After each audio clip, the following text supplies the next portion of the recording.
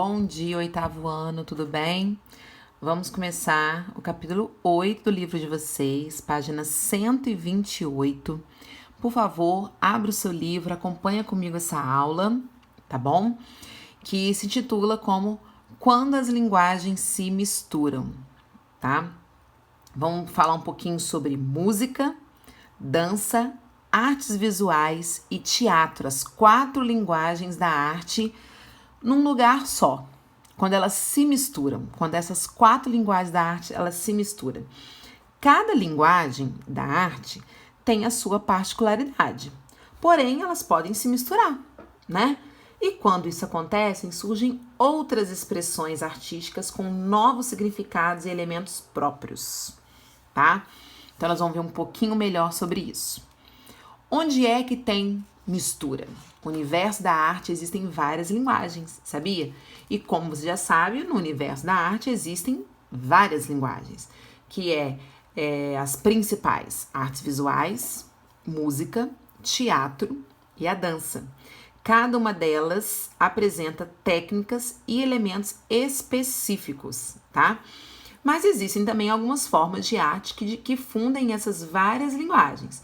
É sobre elas que nós vamos tratar nesse capítulo, tá? Um bom exemplo, o primeiro bom exemplo é a ópera. A ópera, ela é um espetáculo, né? Um espetáculo de ópera. Estão presentes a música, que ela é executada pela orquestra, o coro e os solistas, né? Tem o teatro, que está presente no libreto. O que é libreto? É o texto escrito especificamente para a ópera ou espetáculo musical, que tem um enredozinho. Então, o teatro. E na interpretação dos atores também, tá? Na iluminação, tudo isso faz parte, então, do teatro. A dança também está lá, com o movimento dos bailarinos. E, por fim, a gente também tem as artes visuais nos figurinos, cenário, maquiagem. Então, a ópera é um desses exemplos que tem as 4 linguagens juntas num espetáculo, vamos dizer assim, né? Bom, outra coisa também, todas as artes no carnaval. Quem nunca viu, né, um desfile de escola de samba, né, do carnaval brasileiro, ele pode ser considerado uma grande ópera popular ao ar livre, né? No desfile a gente nota diferentes linguagens artísticas, que nós vamos ver um pouquinho sobre cada uma delas. Tenho certeza que ou você já viu uma parte do desfile na televisão, já viu uma reportagem, livro, internet, algum lugar. Até porque é considerada a maior festa do Brasil, que é o carnaval, que é o desfile de escola de samba. A primeira coisa que tem, a linguagem de arte que tem num desfile é a música, né? O samba enredo ele é composto pelos sambistas, muitas vezes em parceria, e essas músicas são executadas pelo conjunto da bateria e pelos cantores chamados de puxadores de samba. Sem essa música, impossível ter o desfile, né? A parte principal. Aí também tem as artes visuais. As artes visuais num desfile de escola de samba, o que acontece? As escolas de samba, elas contam com artistas para elaborar os carros alegóricos, os figurinos dos integrantes das diferentes alas, entre outras caracterizações. Então, a parte do carro alegórico, dos figurinos, tudo isso envolve as artes visuais, ok? A dança.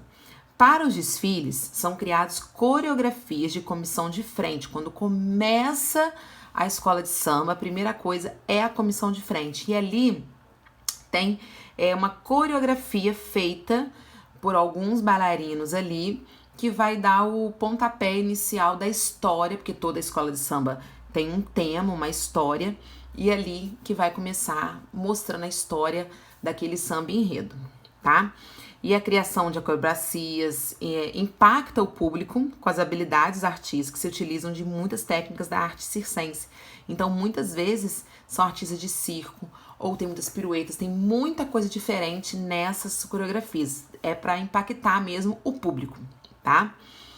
Uma outra coisa também tem o teatro. Nessa comissão de frente, tem um teatro junto também, porque muitas vezes pegam cenas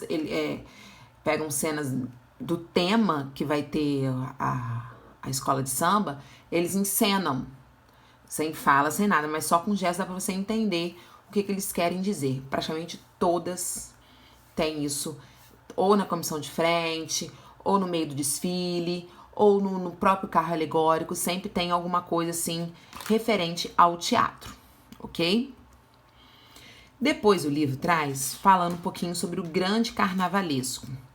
E nessa festa, vamos colocar aqui uma festa completa, né, que é o carnaval, que mistura tantas linguagens diferentes, alguns artistas vão sobressair pela sua inventividade, que chama, que o livro trouxe, né? E nesse aspecto, um dos carnavalescos, o que é carnavalesco? É um profissional que organiza, que planeja, que cria alguma manifestação artística típica do carnaval. Ele que vai programar tudo, tá?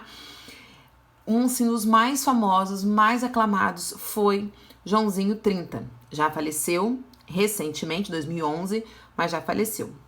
O Joãozinho 30, ele era inventivo, criativo, mas também ele era polêmico. Os seus desfiles eram extravagantes, com figurinos elaborados, suntuosos, carros alegóricos, enredo provocativo. Então, assim, ele era, vamos dizer assim, bem exagerado, né? E uma das formas que encontrou para rebater essas críticas, que ele era criticado por causa disso, de ser muito glamuroso num país que tem fome, que tem desemprego, ele era muito criticado sobre isso. Então, uma das formas que ele encontrou para rebater essas críticas foi produzir uma dos seus mais aclamados desfiles, que foi o desfile que ele colocou o nome Ratos e Urubus, Larguem Minha Fantasia. Era pela escola Beija-Flor. O que aconteceu? Pessoas vestidas com farrapos, né, com roupas rasgadas e tal. Os sambistas desfilaram representando mendigos, catadores de lixo, tratando de temas como miséria, reciclagem. Foi um desfile muito crítico naquele ano que foi, muito sarcástico. Naquele ano a Beija-Flor não ganhou o primeiro lugar, mas o Joãozinho 30, pelo tema que ele abordou, ele foi considerado como um dos maiores carnavalescos da história do país, ok? Aí depois vem uma grande atração. Não é apenas de carnavalescos que é feito um desfile de carnaval. Estão trabalhando com afinco, estão centenas e às vezes milhares de aderecistas, músicos, costureiros, pintores, marceneiros, técnicos, entre muitos outros profissionais. E um dos elementos mais elaborados do carnaval são os carros alegóricos. E para fazer apenas um deles são necessários cerca de 4 meses de trabalho e mais de 50 pessoas. Sabe como é que eles são feitos? Eles são feitos a partir de um chassi de caminhão. Aí cria-se um esqueleto de vigas e colunas de aço, tá? E isso é necessário para conseguir adaptar a suspensão do veículo ao peso dos adereços que vão criar o suporte para colocar todos esses enfeites em cima, tá? E com a criação dessa primeira base, o carro poderá ganhar vida com as mais extravagantes figuras, né? Águias gigantes, dragões, feras, grandes bonecos, o mundo de fantasia que tem nesses carros alegóricos, né? E todas essas enormes esculturas são feitas de isopor, de madeira, revestidas por camadas de papel e cola, massa corrida ou tecido. E os retoques finais, pintura, adição de adereços, iluminação, efeitos especiais. E para controlar esses equipamentos, fica um técnico escondido na parte traseira do carro, com alguns efeitos especiais, né? Que às vezes coloca gelo seco, papel picado, algum sistema mecânico para movimentar as figuras, ok? Bom, vocês vão fazer então o exercício da página 136, o número 1. Tem 2 pessoas aí, o corpo de uma mulher e o corpo de um homem. Tá escrito assim, ó. Todos os anos, no carnaval, as escolas de samba apresentam novos temas. Muitas delas abordam assuntos relacionados à história, política e à sociedade. Pesquise alguns temas de desfiles carnavalescos e inspire-se para criar um figurino relacionado ao tema que você escolheu. Desenhe o figurino utilizando como base os bonecos abaixo. Você vai pensar, pode pesquisar um tema que já teve no carnaval, tá? Você vai pesquisar um tema e vai fazer uma roupa carnavalesca para o homem e para a mulher. Tem que fazer os dois, tá? Colorido, bem caprichado. Pode usar até coisas diferentes, colocar miçanga se quiser, purpurina, pode usar canetinha, lápis, o que for. Mas capricha nesse desenho aí, que eu quero ver isso depois, ok? Então, faça com capricho e até a nossa próxima aula. Um beijo!